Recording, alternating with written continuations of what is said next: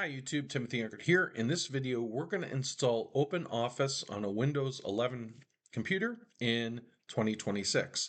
So the first thing you want to do is open up your browser here, and I'm going to search for OpenOffice. Now, OpenOffice has been around for a while. A lot of people like LibreOffice, but OpenOffice is still available at openoffice.org. So if I click on that, you'll see here that we have recent blog posts. So on the November 10th, 2025, it says announcing OpenOffice 4.1.16. And so it's a security release incorporating bug fixes and other enhancements. Let's go back here and you can click on I want to download Apache OpenOffice. It says download Apache OpenOffice for free. Really, no license fee. Okay, so we're going to go and click to download. And we can download the full installation, download the language pack, or get important hints for Windows 32-bit. I am going to, well, first off, I can take a look and see, well, what do I want to download? I want to download Windows 32-bit, which will work on a 64-bit computer, which mine is.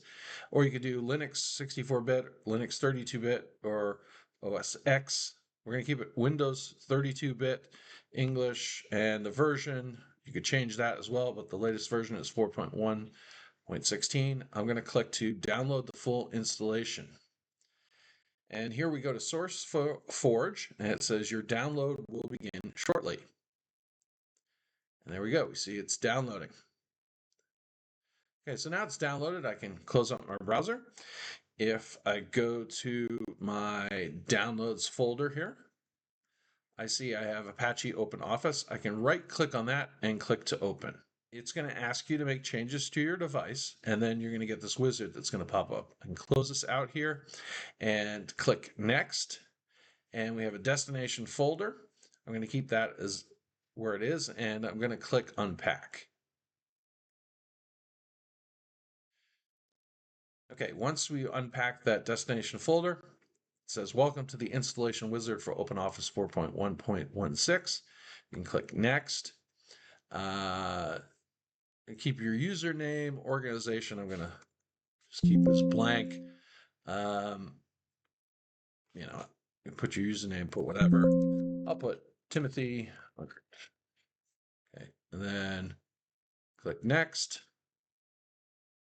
And I want the typical installation, so I'll click Next. And I'll create a start link on the desktop, so that's a little icon there.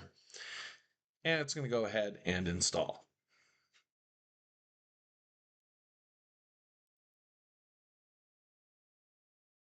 Okay, and then it says installation wizard completed. The installation wizard has successfully installed OpenOffice 4.1.16. Click Finish to exit the wizard. So I'm going to click Finish. And now I can click here on the icon, or I could go here and search for OpenOffice. And you'll see it's the second one that comes up. And I can open here as well.